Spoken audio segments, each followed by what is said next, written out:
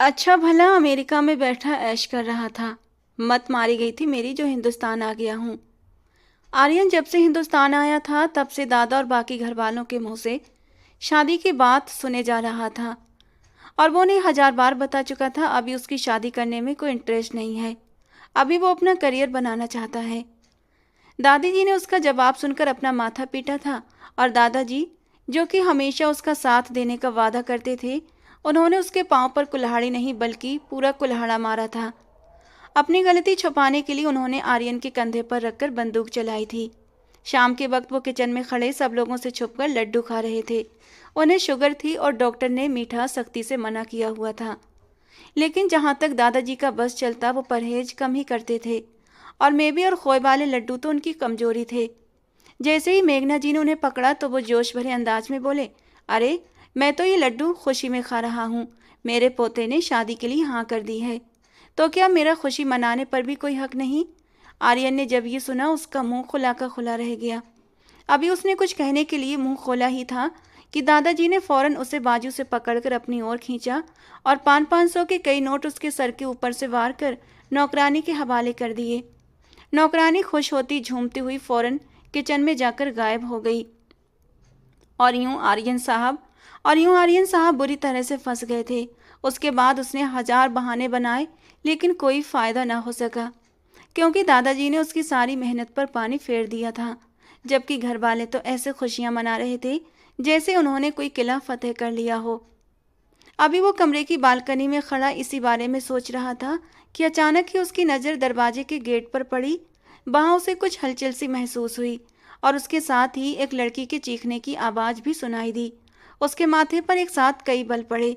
वो तेजी से सीढ़ियां उतरता हुआ नीचे की तरफ आया। आज चौकीदार गेट पर मौजूद नहीं था। जैसे ही वो गेट से बाहर निकला तो गहरी खामोशी ने उसका स्वागत किया। वो उलझन में डूबा हुआ था। उसे आसपास कुछ भी दिखाई नहीं दे रहा था, लेकिन उसने अपने कमरे की बालकनी से साफ महसूस किया था यहाँ पर कोई तो था। वो देखने में तो एक मगरूर इंसान था, लेकिन बहुत कम लोग जानते थे कि बेबस लोगों के लिए उसके दिल में बहुत ज़्यादा नरमी मौजूद होती है। वो हर किसी की मदद करता था, भले खुद भूखा रहता, लेकिन अपने मुंह का निवाला वो गरीब और बेबस लोगों के मुंह में डाल देता था। अब इस वक्त भी उसे लग रहा था कि कोई लड़की मुसीबत में है, लेकिन यहाँ आकर उसे कुछ भी दिखाई न दिया। तो वो बेबस अपने घर में कदम रखने ही लगा था कि उसे फिर से हल्की सी चीख सुनाई दी। इस बार उसके कदम घर के पिछले हिस्से की तरफ बढ़ने लगे। इससे पहले कि वो गली का मोड़ मुड़ता, किसी ने उसके सर पर पिस्टल रख दी। ये अलग बात थी कि वो पिस्टल प्लास्टिक की थी और रखने वाले के हाथ बुरी तरह कांप रहे थे। अंधेरा होने की वजह से वो उसके हाथ नहीं देख पाया था। मैडम के चेहरे पर एक मास्क भी मौजूद था जो कि बैटमैन जैसा लग रहा था। यूं लगता था जैसे वो हॉलीवुड से काफ़ी ज़्यादा इम्प्रेस हैं। अपनी जेब से वॉलेट निकालो जल्दी से, वरना बगैर टिकट के ऊपर पहुंचा दूंगी। एक कांपती हुई कमजोर सी आवाज़ उसके कानों में पड़ी। आर्यन के होठों पर एक तंजिया मुस्कुराहट फैल गई थी। वो अभी तक उसी पोजीशन में खड़ा हुआ था। उसने अपने हाथ भी ऊपर नहीं किए थे। मैंने कहा है जल्दी से अपना वॉलेट निकालो। एक हाथ वो अपनी जेब की तरफ लेकर गया, लेकिन वॉलेट निकालने की बजाय उसने बेहद फुर्ती का प्रदर्शन किया और दूसरे हाथ से लड़की का बाजू पकड़कर कमर के साथ पिन कर दिया। वो दर्द से कराह उठी। राज, कहाँ पर हो तुम? पकड़े जाने पर वो ऊंची आवाज़ में चीखी। राज साहब, जो काफ़ी फासले पर खड़े बड़े ही सुकून से दीवार के साथ लगे ये मंजर काफ़ी देर से देख रहे थे, क्योंकि ये एडवेंचर करने का आइडिया लविशा मैडम का था। राज इन बेतुके और ख़तरनाक आइडियाज़ के बारे में उसे मना करता था, लेकिन लविशा मैडम उसको ये धमकी दे देती थी कि अगर तुमने मेरी मदद ना की तो मैं, जो पड़ोस वाले शर्मा अंकल की बेटी के साथ तुम्हारा अफेयर है ना, जाकर सबको बता दूंगी। और वो बेचारा हर बार की तरह इस बार भी उसके साथ आने के लिए तैयार हो गया था। अभी थोड़ी देर पहले वो इसी उलझन में डूबा था और आपस में झगड़ा भी कर रहे थे। राज उसे पानी की पिस्तौल वाला मजाक करने से मना कर रहा था, लेकिन लविशा मैडम के सर पर तो बॉलीवुड की मूवी का एक सीन सवार था जिसे वो हर हाल में आज की दुनिया में करना चाहती थी, और इसी चक्कर में अब उनका मोय मोय हो गया था। वो उसकी पकड़ में छूटने के लिए बुरी तरह फड़फड़ा रही थी, जबकि आर्यन उसे खुद के करीब करता हुआ उसके कान के पास अपने होंठ ले जाते हुए धीरे से फुसफुसाया था, लड़की, अब तुम मेरी पकड़ में हो और तुम्हारे पॉकेट में जितने भी पैसे हैं वो सब निकालो, आर्यन उसी के अंदाज में बोला तो लबीशा बेबसी से मचल कर रह गई। अगर मेरे पास पैसे होते तो मैं तुम्हारे पास मांगने के लिए आती क्या? उसने जले हुए अंदाज में कहा था। तुम मांगने के लिए नहीं बल्कि छीनने के लिए आई थी। आर्यन ने उसके शब्दों का सुधार किया। एक ही बात है, वो गुस्से से अपना सर नाम में झटकते हुए बोली। वो उसका चेहरा ठीक तरह से नहीं देख पाया था क्योंकि अंधेरा काफी ज्यादा था। अब आर्यन का चेहरा रोशनी में था लेकिन लबीशा की उसकी तरफ से पीठ थी। आखिर ऐसी कौन सी मजबूरी आ गई जो तुम ये सब कुछ कर रही हो? अब की बार वो थोड़ा सा सीरियस हो गया था क्योंकि वो लड़की हरकतों और बातों से काफ़ी ज़्यादा ढीठ नज़र आ रही थी। मुझे ट्रिप के लिए पैसे इकट्ठे करने हैं। घर वालों ने पॉकेट मनी देना भी बंद कर दिया है और मेरे पास इसके अलावा दूसरा कोई रास्ता नहीं था। उसने जल्दी से जवाब दिया। तो क्या तुम ट्रिप के लिए किसी की भी जान लेने के लिए निकल जाओगी? और ये पिस्टल तुमने कहाँ से लिया? आर्यन को तो अब तक समझ नहीं आ रहा था कि ये पिस्टल असली है या नकली, लेकिन फिलहाल उसे अब वो हथियार काफ़ी हल्का फुल्का महसूस हो रहा था। उसने थोड़ा सा साइड पर किया। खबरदार, जो आपने इसको यूज़ करने की कोशिश की। वो एकदम फौरन से पलटी थी और अपनी पिस्तौल उसके हाथ से चलने छीनने लगी। उन दोनों में अब हाथापाई शुरू हो चुकी थी और अब राज की एंट्री का वक्त आ गया था। वो सोचे समझे बगैर ही आगे की ओर बढ़ा और आर्यन के सर पर जोर से कोहनी मारी। वो बेचारा मुंह के बल जमीन पर गिर गया जबकि मैडम लबीशा टुकुर टुकुर राज के चेहरे को देखने लगी। ये तुमने क्या कर दिया? तुमने इसको मार दिया? बेवकूफ़ लड़की, मारा नहीं है, बस बेहोश हुआ है। चलो अब जल्दी से निकलो यहाँ से, किसी ने देख लिया तो बुरी तरह फंस जाएंगे। लेकिन तुमने इसे बेहोश भी क्यों किया है? क्योंकि जिस तरह की हरकत तुमने की है ना, इसने थोड़ी ही देर में पुलिस को कॉल कर देनी थी। अब मेरे दिमाग का दही मत करो और निकलो यहाँ से। वो उसका बाजू पकड़कर उसे ज़बरदस्ती वहाँ से खींचते हुए ले गया। अरे रुको तो सही, मुझे पहले उसकी शक्ल तो देखने दो। क्या पता हैंडसम बंदा हो। लबीशा को अब एक नई फिक्र हुई थी। अगर वो हैंडसम हुआ भी तब भी तुम जैसी लड़की से कभी भी शादी नहीं करेगा। राज ने उसके जज्बात के ऊपर ठंडा पानी फेंका था। वो दोनों तेजी से वहाँ से निकले थे। क्या यार, मैं अपने मकसद में कामयाब भी ना हो सकी। इस वक्त वो अपने रूम में खड़ी अपने चेहरे से मास्क उतार रही थी कि अचानक ही उसकी नज़र शीशे पर पड़ी। मास्क को उतारने के बजाय दोबारा से सेट करती वो शीशे के करीब गई। वैसे मैं लग तो बहुत प्यारी रही हूँ, उसने खुद ही अपनी तारीफ की। आज उसकी किस्मत अच्छी थी जो वो और राज आसानी से घर के अंदर दाखिल हो गए थे, वरना अगर विकास चाचू के हत्थे चढ़ जाते तो एक नया ड्रामा खड़ा हो जाता। उसका ये प्लान तो बुरी तरह से फ्लॉप हो गया था। पानी का पिस्टल उठाकर उसने ड्रेसिंग टेबल पर रख दिया और खुद सोने के लिए लेट गई, लेकिन नींद आंखों से कोसों दूर थी। अगली सुबह उसके लिए बिल्कुल भी अच्छी साबित नहीं हुई थी। दादू ने उसे सुबह सुबह ही अपने कमरे में बुला लिया था। तुम्हारी इंटर्नशिप का बंदोबस्त हो गया है। यूनिवर्सिटी में उसका ये 7वां सेमेस्टर था। 8वें सेमेस्टर में उसकी इंटर्नशिप थी। वो यूनिवर्सिटी की सजेशन पर इंटर्नशिप नहीं करना चाहती थी। वो चाहती थी कि किसी बड़ी और ज़बरदस्ती कंपनी में इंटर्नशिप करे जहाँ पर उसे अच्छे खासे पैसे भी मिलें। वैसे तो उसके अपने पापा की भी बहुत बड़ी कंपनी थी, लेकिन उसका वहाँ पर भी इंटर्नशिप करने में कोई इंटरेस्ट नहीं था और अभी भी दादू ने उसके लिए बहुत ही अच्छी अपॉर्चुनिटी तलाश की थी जो उसकी नज़र में तो बिल्कुल भी अच्छी नहीं थी। मैंने उन बोरिंग अंकल के ऑफिस में काम नहीं करना, वो बहुत अजीब से हैं। खबरदार, जो तुमने दोबारा उनके लिए ऐसे शब्द निकाले। मैं विक्रम से इस बारे में बात कर चुका हूँ और तुम उन्हीं के ऑफिस में काम कर रही हो। ये फैसला अटल है। तुम्हें पता है ना विक्रम और मेरी कितनी पुरानी दोस्ती है। कितने सालों से वो बिजनेस विकास चला रहा था, लेकिन अब उन्होंने अपने हैंडल में ले लिया है और मैं चाहता हूँ अब तुम उसमें काम करो। और मैं उन्हें अपनी ज़बान भी दे चुका हूँ और हम अपनी ज़बान से नहीं मुकरते। और मैं उनसे सारी चीज़ें भी फाइनल कर चुका हूँ। तुम वहाँ पर 1 महीना काम करोगी, वो तुम्हें 1 महीने का पे भी करेंगे। अच्छा, वैसे मेरी तनख्वाह कितनी होगी? उसने यूं ही सवाल कर लिया।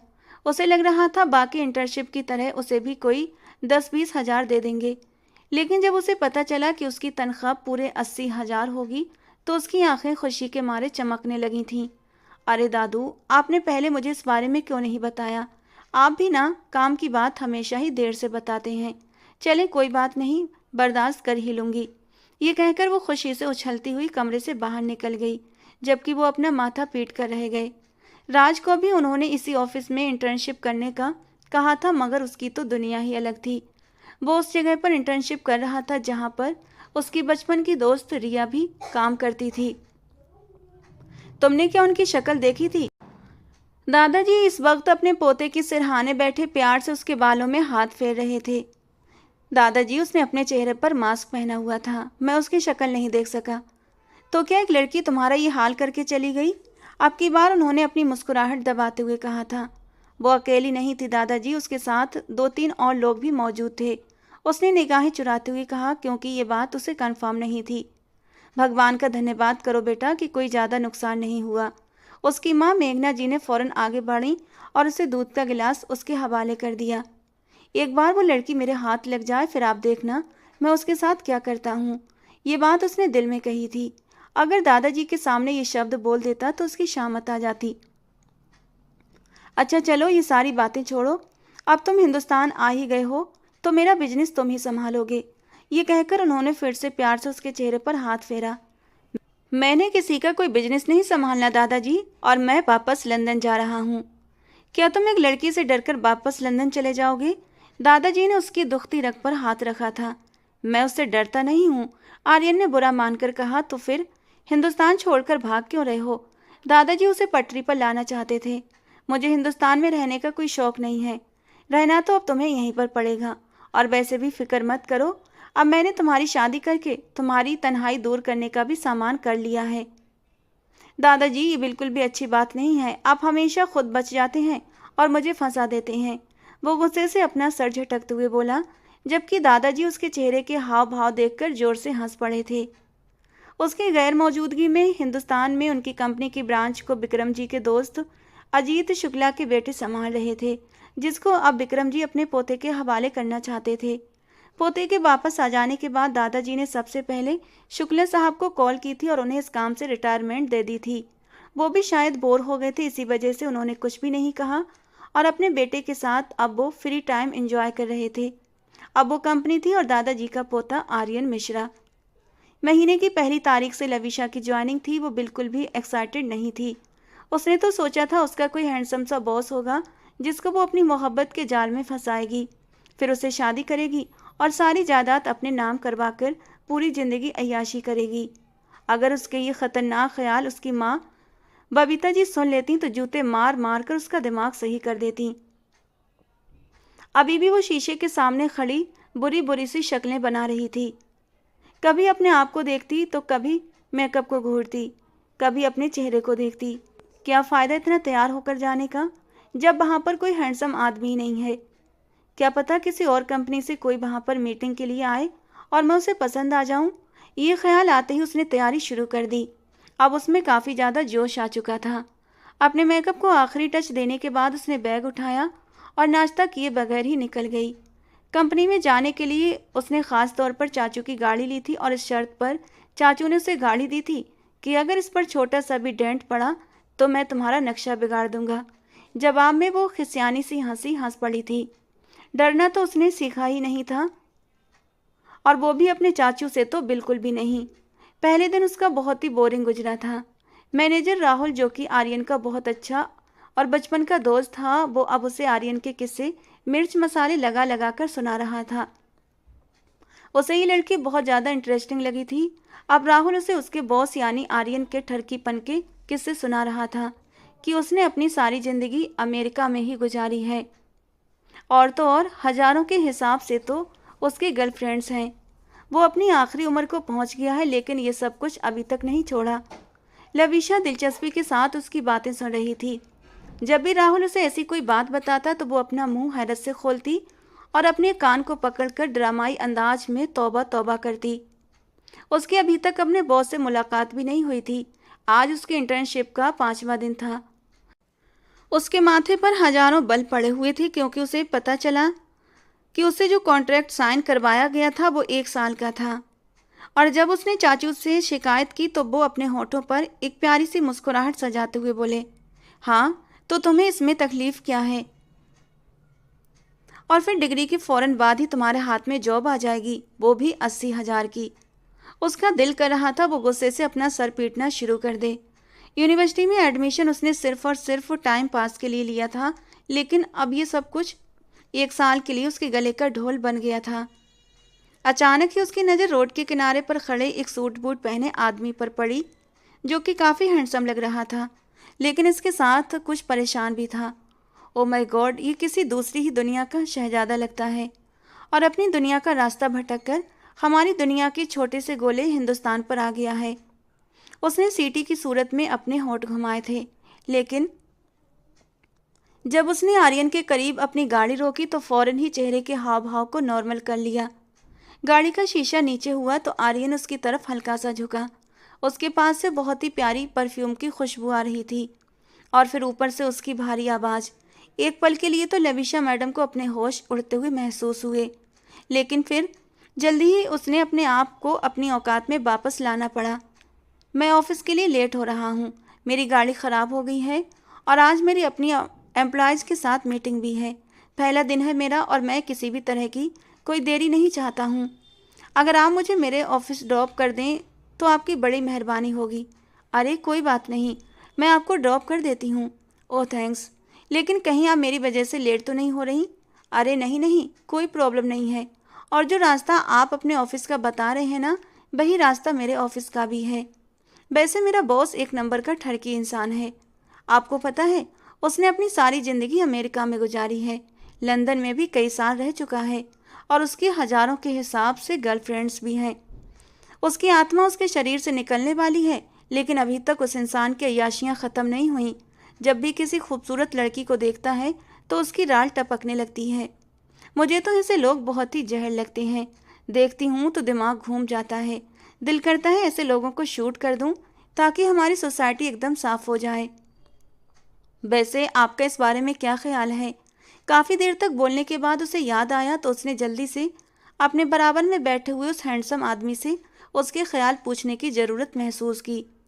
वो तो उस लड़की की तेज चलती हुई जबान को देखकर दंग रह गया था। पहले तो उसे ऐसी लड़की कभी नहीं मिली थी। उसका हमेशा सुलझे हुए लोगों से ही सामना हुआ था।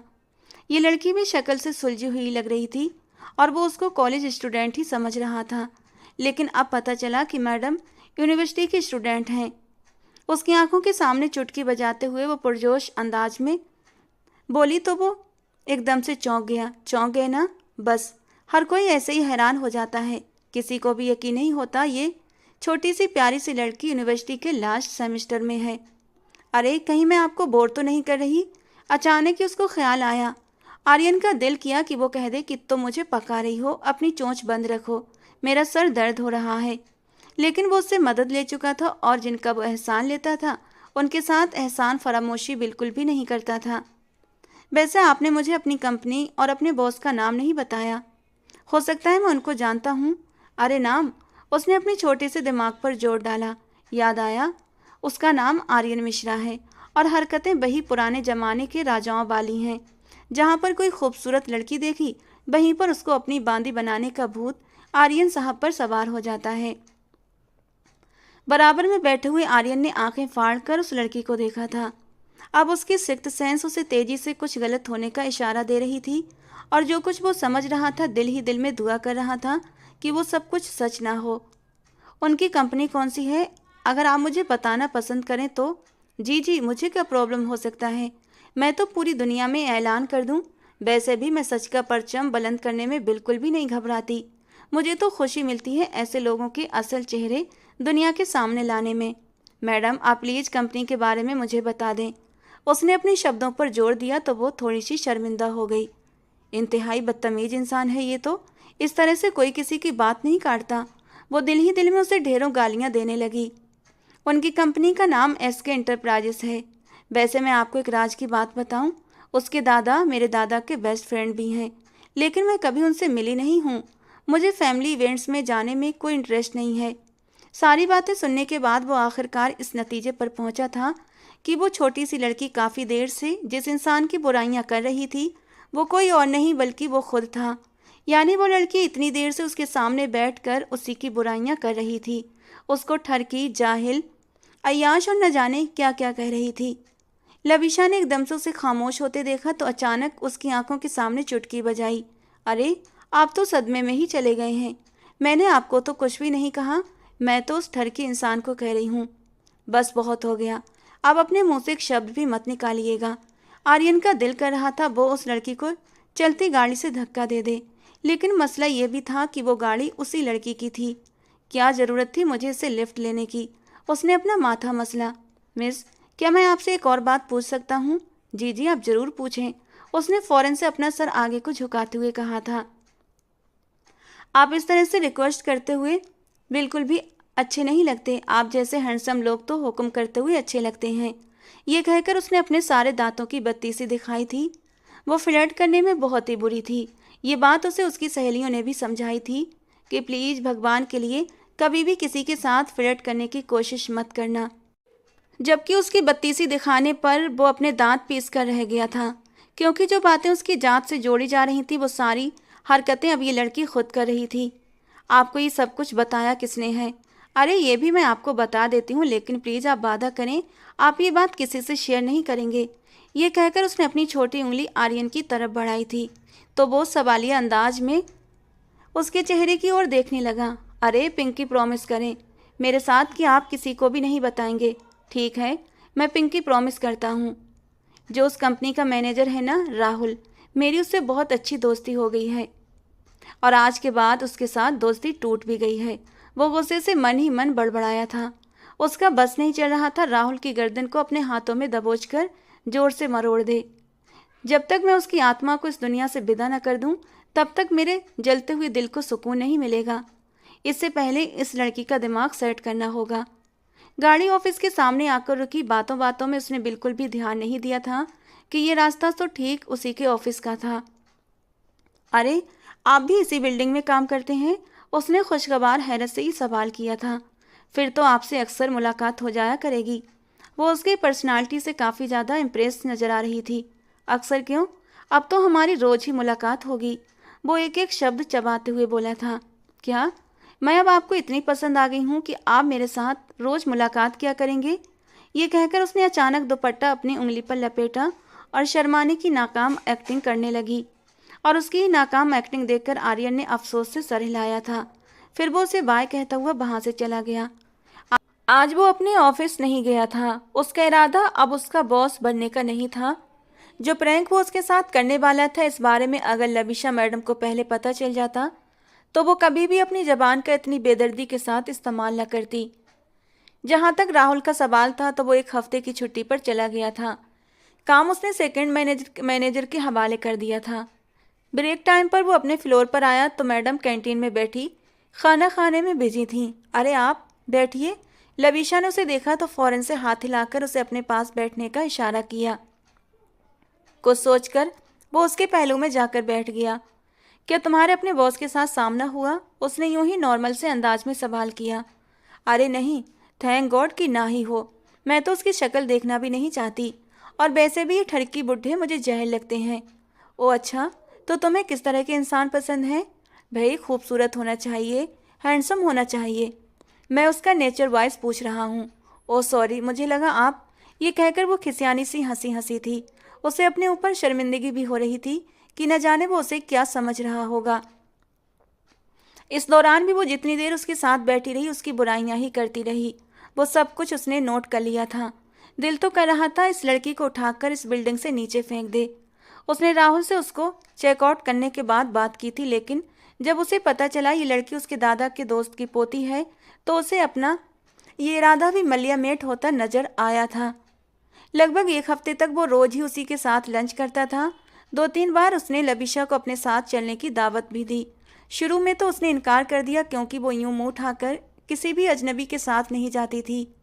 और न जाने क्यों इस लड़की की पहली बात उसे अच्छी लगी थी।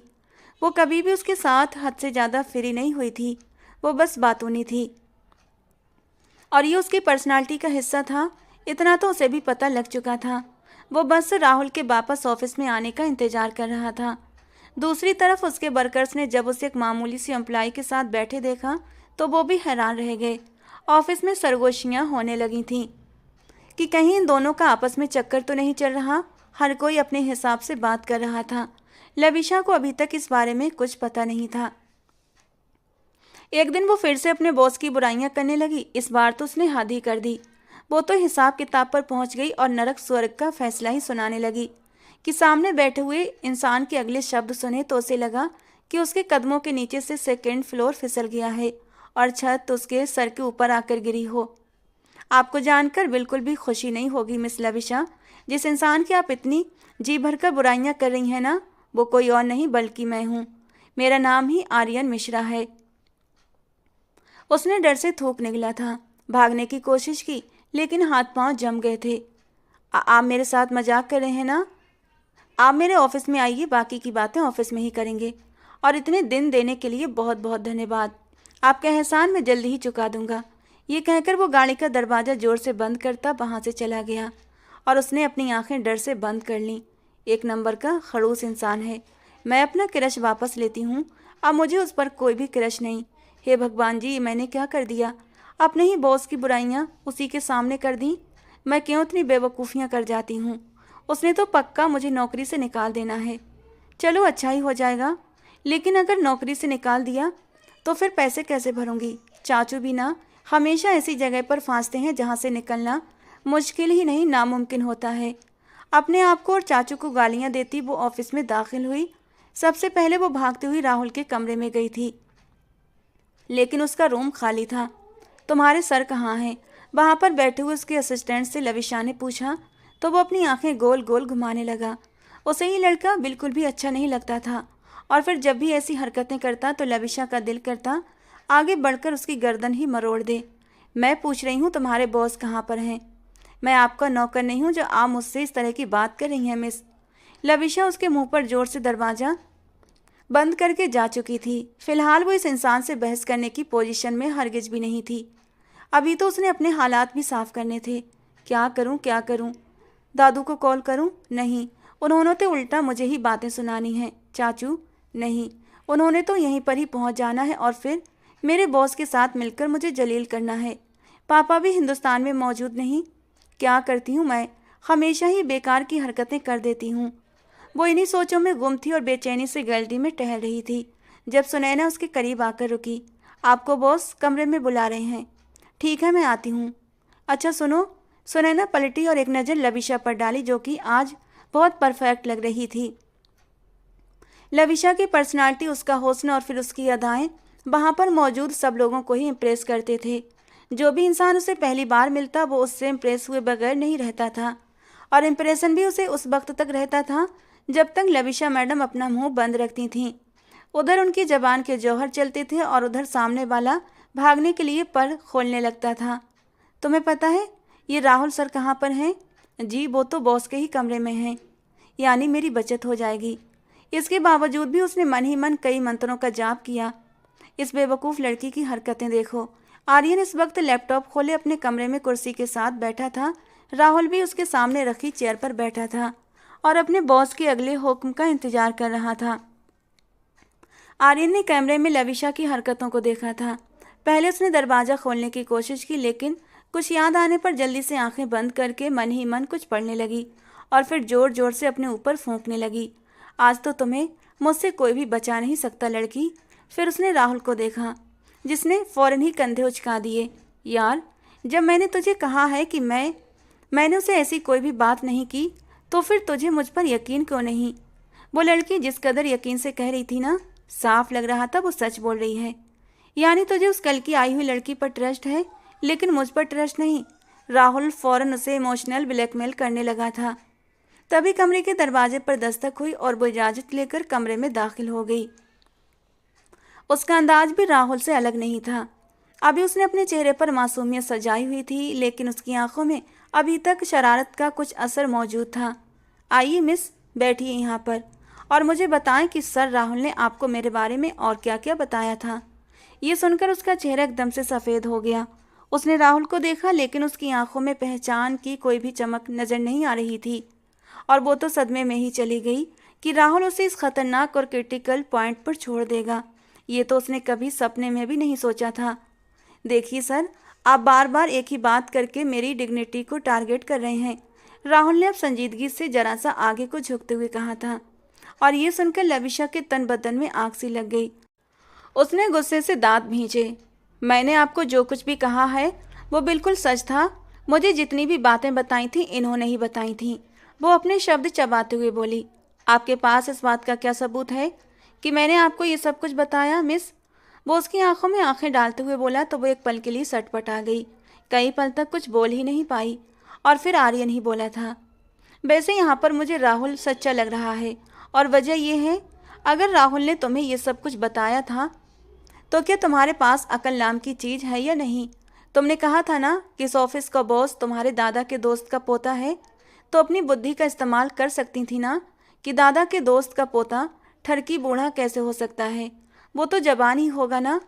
ये सुनकर तो लविशा के 14 तबक रोशन हुए थे। वो इस पॉइंट पर पहले क्यों नहीं गई थी? लेकिन अब तो सारे तीर कमान से निकल चुके थे, अब कुछ नहीं हो सकता था। और जब कुछ समझ न आया तो गुस्से से भड़कने लगी। अगर आप लोग मिलकर मुझे फंसाने की कोशिश कर रहे हैं तो आप इसमें बुरी तरह नाकाम होने वाले हैं, क्योंकि मैं किसी के बाप से भी नहीं डरती। जज्बाती होकर वो एकदम अपनी जगह पर उठकर खड़ी हुई थी। आर्यन भी गुस्से से उठ गया। आपको अंदाजा भी है कि आप मुझसे किस अंदाज में बात कर रही हैं? उसी अंदाज में बात कर रही हूँ जिस अंदाज में एक बेकार आदमी से बात करनी चाहिए। और अगर इन्होंने बताया भी है तो उन्होंने कुछ भी गलत नहीं कहा है। कम से कम मुझे आपकी हकीकत के बारे में तो पता चल गया और मुझे ये भी आइडिया हो गया कि किसी को पहली नज़र में देखकर उससे इम्प्रेस नहीं होना चाहिए जब तक कि आप उसके बारे में जान नहीं लेते। भगवान ने आपको बहुत ही प्यारी शक्ल दी होगी, काश प्यारा सा दिल भी दे दिया होता। ये कहकर वो कमरे से बाहर निकलने लगी थी कि तभी सामने से आने वाले चाचू से वो बुरी तरह टकरा गई थी। और फिर उस दिन उसे दिन में ही चांद और तारे अपने सर के ऊपर गोल गोल चक्कर काटते हुए दिखाई देने लगे थे। उसका दिल कर रहा था वो ऊंची ऊंची आवाज में रोना शुरू कर दे। उसकी आंखों में आंसू आ भी गए थे। राहुल तो मौका पाकर वहां से फरार हो गया था। आर्यन का चेहरा गुस्से और बेइज्जती के मारे लाल था। क्या हो गया? सब कुछ ठीक तो है ना? चाचू ने आगे बढ़कर आर्यन के साथ हाथ मिलाया। काफ़ी समय के बाद उनकी आर्यन से मुलाकात हो रही थी। वो वाकई में एक टैलेंटेड यंगस्टर था और चाचू उसके काम को हमेशा सराहते थे। आज वो ख़ास तौर पर आर्यन से मिलने के लिए ही आए थे, क्योंकि उन्होंने उसके साथ अपना नया बिजनेस आइडिया डिस्कस करना था। लेकिन यहाँ पर आकर उन्हें कुछ गलत होने का एहसास हुआ था। आर्यन ने न चाहते हुए भी सारी बात अपने होठों में ही दबा ली थी और फिर वो भी मौका पाकर वहाँ से फरार हो गई। बाद में राहुल ने उसे अपने पास बुलाया और संजीदगी से सारी बात की। देखो, मैंने तुम्हें जो कुछ भी बताया था वो तो सब कुछ मजाक था। मुझे लगा था कि तुम भी इन बातों को मजाक में लोगी, लेकिन मुझे क्या पता था तुम जाकर सब कुछ बॉस को ही बता दोगी। आप एक नंबर के बदतमीज इंसान हैं और आप में बिल्कुल भी मैनर्स नहीं है। लविशा का दिल कर रहा था वो दहाड़े मार मार कर रोना शुरू कर दे, और राहुल से तो उसे सबसे ज़्यादा नफरत महसूस हो रही थी और उससे भी ज़्यादा गुस्सा उसे खुद पर आ रहा था कि क्या ज़रूरत थी एक पराये मर्द की बात पर यकीन करने की। और ये जबान, इस जबान को भी न जाने कितनी खुजली होती है, हर वक्त पटर पटर चलने को तैयार रहती है। उसे खुद पर गुस्सा निकालती हुई झंझलाई थी। सारे मर्द एक जैसे होते हैं, उसने अपने आंसू बेदर्दी से साफ करते हुए कहा। उस दिन वो जल्दी ही घर वापस चली गई थी। शाम के वक्त उसने आर्यन के नंबर पर सॉरी का मैसेज छोड़ दिया था, जिसे आर्यन ने सीन पर रखा हुआ था। कितना बदतमीज इंसान है। अब सॉरी कह रही हूँ तो उसे चाहिए कि सो के बोले, लेकिन मजाल है, लगता है कि उंगलियां टूटी हुई हैं इस इंसान की। फिर से उसे गालियां देती हुई उसने फ़ोन जोर से साइड पर फेंका तो वो ज़मीन पर गिरकर टूट गया। दूसरी तरफ आर्यन उसे इट्स ओके का मैसेज टाइप कर चुका था, लेकिन वो मैडम के पास तो पहुंच ही न सका क्योंकि मोबाइल की स्क्रीन ब्लैक हो गई थी। आर्यन ने उसके अलावा उसे अगली मीटिंग का भी मैसेज किया था कि सुबह जल्दी ऑफिस आइएगा। दूसरी तरफ जब मैडम ऑफलाइन हुई तो उसे लगा कि वो थोड़ी ही देर बाद ऑनलाइन आकर मैसेज सीन कर लेगी। आर्यन वक्ती तौर पर गुस्सा करता था, लेकिन छोटी छोटी बातों को दिल पर नहीं लेता था। काफ़ी दिनों से राज की लविशा से मुलाकात नहीं हो सकी थी और उन्होंने मिलकर कोई नया कारनामा भी नहीं किया था। वो उसकी तलाश में निगाहें दौड़ाता हुआ लॉन्च में दाखिल हुआ तो चाचू ने फ़ौरन ही उसे अपने पास बिठा लिया। उन्होंने उसे भी आर्यन के साथ काम करने की सलाह दी। राज वैसे भी कोई कामकाज नहीं करता था और बिजनेस की तो उसे ABCD भी नहीं आती थी। लविशा फिर भी उससे अच्छी थी, लेकिन राज का तो बुरा हाल था। अगले दिन लविशा जब अपने ऑफिस में पहुंची तो दोपहर के 11 बज रहे थे। बॉस के आने से पहले वो इसी तरह से ही ऑफिस जाती थी। राहुल ने उसे कभी भी नहीं डांटा था, क्योंकि विक्रम जी ने राहुल को सख्ती से मना किया हुआ था कि वो मेरे ख़ास दोस्त की पोती है, उसका बहुत ज़्यादा ख्याल रखना है। ख्याल क्या रखना, राहुल ने तो बेचारी को किसी काबिल भी नहीं छोड़ा था। ये कोई वक्त है ऑफिस आने का? जैसे ही वो बॉस के कमरे में पहुंची, अभी गुड मॉर्निंग करके फ्री हुई थी कि आर्यन की काटदार आवाज़ उसके कानों में पड़ी। वो डर से एक पल के लिए अपनी जगह पर उछल पड़ी। मैं इसी टाइम पर ऑफिस आती हूँ। जब मैंने रात को आपको मैसेज किया था कि आपको सुबह 9 बजे हर हाल में ऑफिस पहुँचना है, आज हमारी एक बहुत ही इम्पोर्टेंट मीटिंग थी और आपको इस मीटिंग के लिए मैंने एक फ़ाइल तैयार करने के लिए भेजी थी। आपसे ज़्यादा गैर जिम्मेदार लड़की मैंने अपनी ज़िंदगी में कभी नहीं देखी। सर झूठ मत बोलिए, आपने मेरा मैसेज सीन पर छोड़ दिया था। उसने भी जल्दी से जवाब दिया। अगर ऑनलाइन आने की तकलीफ़ कर लेती तो आपकी ये गलतफहमी भी दूर हो जाती। आर्यन ने उसे जब वो सारे मैसेज दिखाए तो उसने अपने माथे पर हाथ मारा। असल में सर, मेरा मोबाइल ख़राब हो गया था, माफ़ी मांगती हूँ। लेकिन मुझे आपकी किसी भी बात पर कोई यकीन नहीं है और आज आपकी वजह से करोड़ों की मीटिंग हमारे हाथ से निकल गई है। अगले 1 हफ्ते तक आपको इस ऑफिस में ओवर टाइमिंग करना होगा। जितनी भी फाइल्स मैं आपको दूंगा वो आपने एक ही दिन के अंदर अंदर तैयार करनी है। उसके माथे पर पसीने की बूंदें चमकने लगी थीं। और अगर मैं ये सब कुछ करने से मना कर दूं तो मैं आपके साथ कॉन्ट्रैक्ट ख़त्म कर दूंगा और फिर बदले में आपको अपने हिस्से के अमाउंट मेरे हवाले करने होंगे, जो कि डायरेक्ट आपकी विरासत में से ही काटी जाएगी।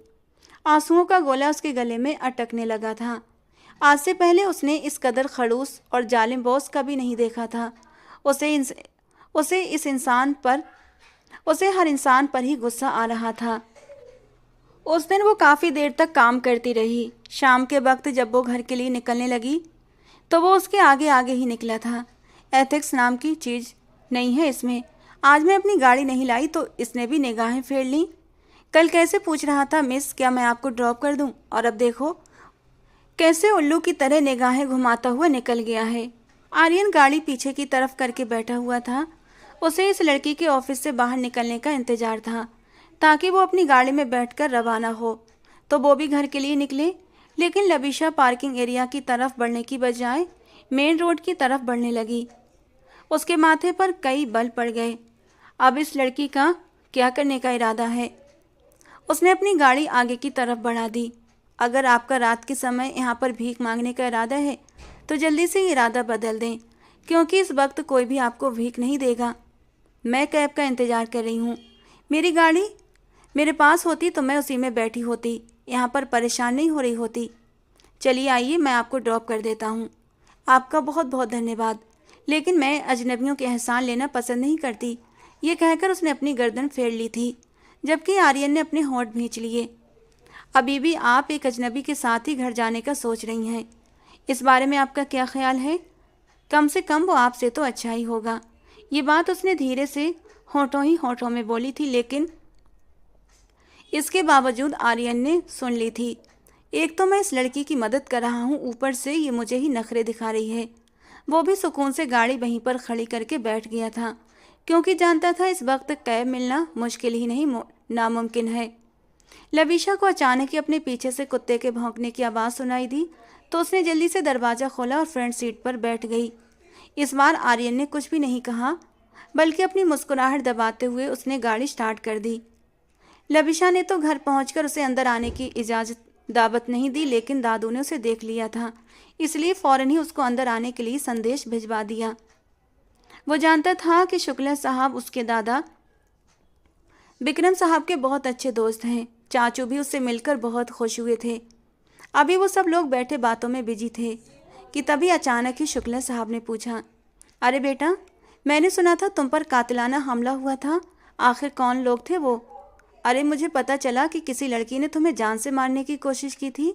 जी अंकल, उस रात ज़्यादा तो कुछ नहीं हुआ, बस कुछ बेवकूफ़ बच्चे मिल गए थे। बेटा, ये आजकल के बच्चे भी ना, इनको ज़रा भी एहसास नहीं है और गैरत तो इनके अंदर बिल्कुल भी ख़त्म हो चुकी है। लवीशा और राज, जो कि थोड़ी देर पहले तक तो आराम से बैठे हुए थे, उनके वजूद को अब झटका सा लगा और वो फ़ौरन ही चौकन्ना होकर बैठ गए थे।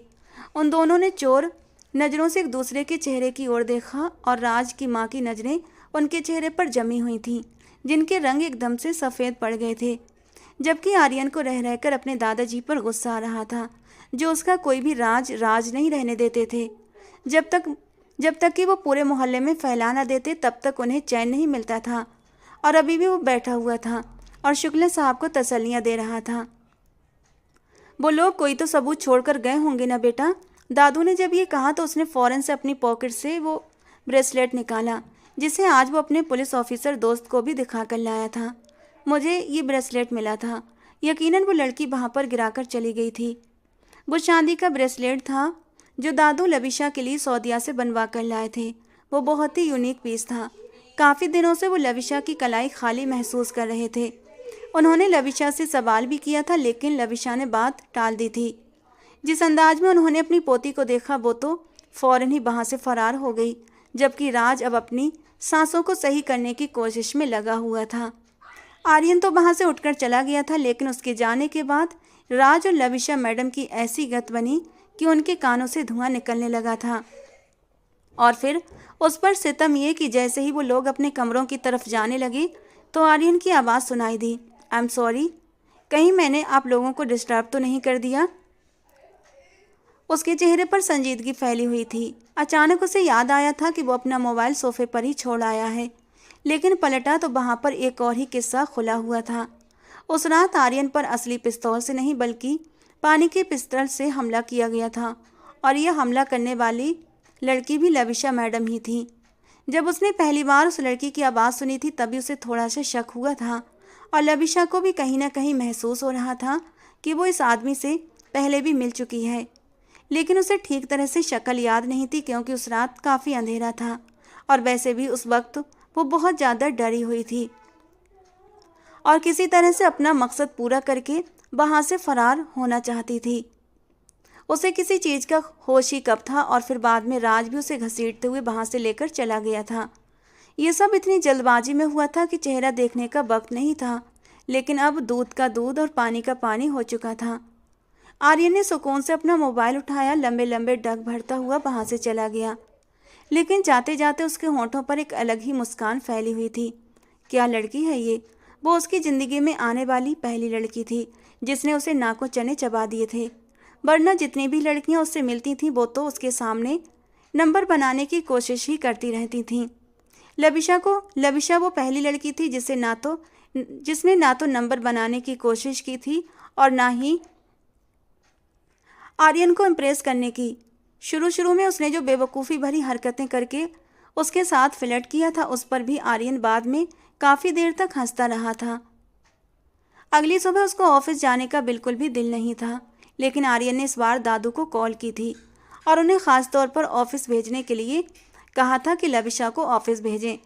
दादू तो पहले ही उससे नाराज़ थे, इसी वजह से उन्होंने दो टूक अंदाज में कह दिया था, अगर अब तुमने मुझे उसके सामने शर्मिंदा करने की कोशिश की तो मैं तुम्हें जायदाद से आग कर दूंगा। और ये धमकी काम कर गई थी, क्योंकि वो पैसों पर किसी भी तरह का कंप्रोमाइज़ नहीं कर सकती थी। ऑफिस पहुंची तो उसकी टेबल पर काफ़ी ज़्यादा फाइल्स रखी हुई थी, जिसे देखकर उसका सर चकराने लगा। इनको क्या करना है? इनकी शक्ल देखनी है, राहुल ने तंजिया अंदाज में कहा था। जाहिर सी बात है, इनको तैयार करना है और फिर इनमें से मिस्टेक निकालनी है। लविशा तो एकदम से जल भुन गई थी। मुझे समझ नहीं आता, जब दुनिया इतनी तरक्की कर गई है, हर तरफ डिजिटल वर्क हो रहा है, तो तुम क्यों अभी तक वही पुरानी फाइल्स वाला सिस्टम रखकर बैठे हुए हो? हमारे पास भी वही डिजिटल सिस्टम मौजूद है, लेकिन बॉस का हुक्म है ये सब कुछ आपने मैनुअली करना है। पता नहीं कौन सी मुसीबत में फंस गई हूँ। उसने अपने बाल बांधना शुरू किए। उन्हें जूड़े की शक्ल देने के बाद वो फिर से फाइल्स पर झुक गई थी, जबकि अपने ऑफिस में खड़ा हुआ आर्यन उसको कैमरे में देखकर मसरूर अंदाज में मुस्कुरा रहा था। फिक्र मत करो लड़की, यहाँ पर तुम्हारा ये इम्तिहान ख़त्म होता है, लेकिन अब तुम्हारा एक नया इम्तिहान शुरू होगा। देखता हूँ तुम उसमें किस हद तक कामयाब होती हो। ये कहकर उसने लैपटॉप की स्क्रीन बंद कर दी। उस दिन वो अपनी गाड़ी लाई थी। जब वापसी पर आर्यन ने उसे ऑफ़र की तो उसने अपनी आंखें घुमाते हुए कहा, मेरे पास मेरी गाड़ी मौजूद है। न जाने क्यों आर्यन को बुरा लगा था, क्योंकि अब उसे इस लड़की की कंपनी अच्छी लगने लगी थी। और फिर जब से उसे ये पता चला था कि इस लड़की ने ही उस रात उसे डराने धमकाने की कोशिश की थी, तब से तो वो उसे अपने दिल के बेहद करीब महसूस करने लगा था। उसकी कांपती हुई, लड़खड़ाती हुई आवाज़ और फिर उसका कांपता हुआ वो नाजुक वजूद फिर से उसके दिमाग में घूमने लगा था। दूसरी तरफ विक्रम साहब ने रात के वक्त उसके सामने कई लड़कियों की तस्वीरें रखी हुई थीं। मुझे इनमें से कोई भी पसंद नहीं है, तो मुझे बताओ कि आखिर तुम्हें किस तरह की लड़की चाहिए। मेघना जी ने बाकायदा उसके सामने हाथ जोड़ दिए थे। जैसी लड़की मैं चाहता हूँ मुझे मिल गई है। ये सुनने की देर थी कि वहाँ पर खुशी की लहर दौड़ गई। तो मुझे बताओ कि वो कौन है, कहाँ से है, क्या करती है, फैमिली बैकग्राउंड क्या है। वो अंकल शुक्ला की पोती है। ये सुनकर दादाजी ने उसे फौरन ही खुशी के मारे गले से लगा लिया और उसके माथे को चूम लिया। मुझे यकीन था कि मेरा पोता मुझे कभी भी मायूस नहीं करेगा। लेकिन दादाजी, आपने तो अभी तक मुझसे इस बारे में बात ही नहीं की थी।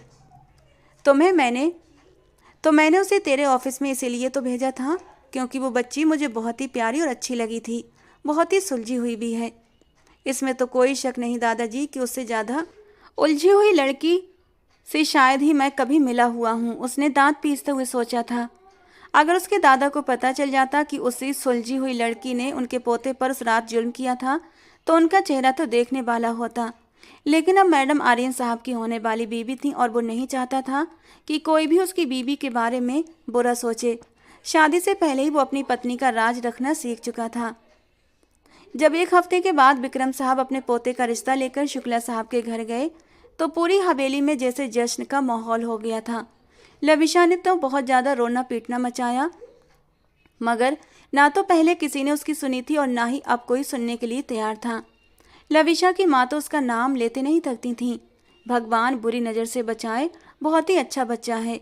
मुझे तो पहली नज़र में ही बहुत अच्छा लगा था।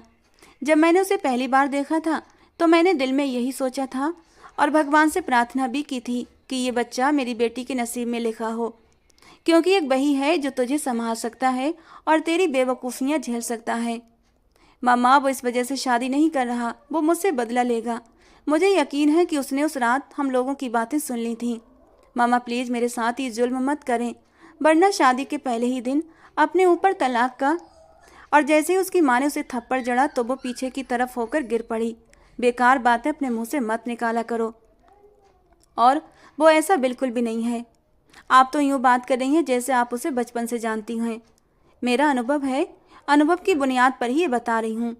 आपके अनुभव का तो मुझे पता नहीं, लेकिन जो अनुभव आप लोग मेरे साथ करने वाले हैं ना, उसके नतीजे मुझे ठीक नहीं लग रहे। तो तुम्हें किसने कहा था कि हिटलर की औलाद बनो? पापा ही तो कहते हैं कि जो कुछ दिल में हो वो कर लेना चाहिए, वरना बाद में पछतावा रह जाता है। बेटा, वो आपके पापा ने अच्छे कामों के लिए कहा था, इन जैसे बेकार और बुरे कामों के लिए नहीं। वो कभी भी ऐसी नसीहत नहीं कर सकते हैं।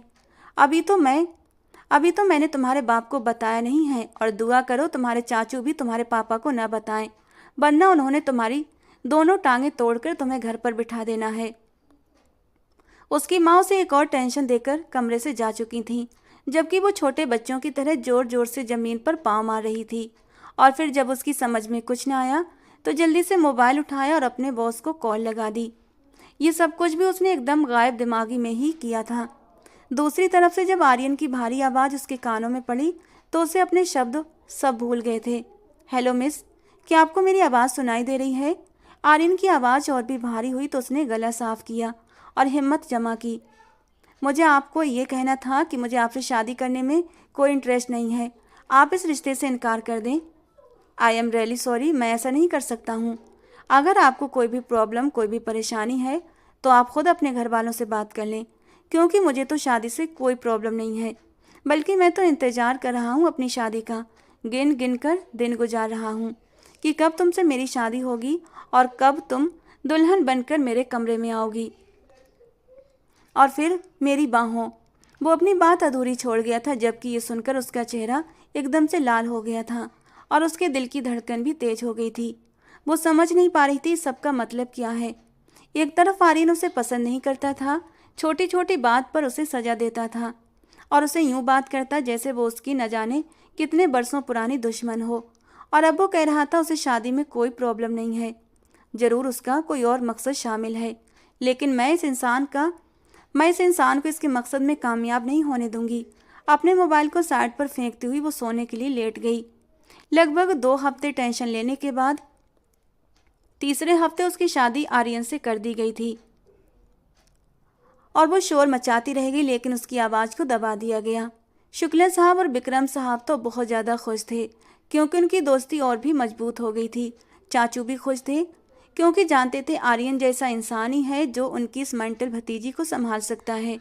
वो बचपन से ही अपने पापा से भी ज़्यादा अपने चाचू के करीब रही थी क्योंकि हवेली में ज़्यादातर वही मौजूद होते थे। उसके अपने पापा तो देश विदेश घूमते रहते थे और जब तक वो 15 साल की हुई थी तब तक उसकी माँ भी उसके पापा के साथ ही दूसरे देश की सैर के लिए निकल जाती थीं, जबकि वो हमेशा की तरह हवेली में चाचू और दादी जी के पास ही होती थी।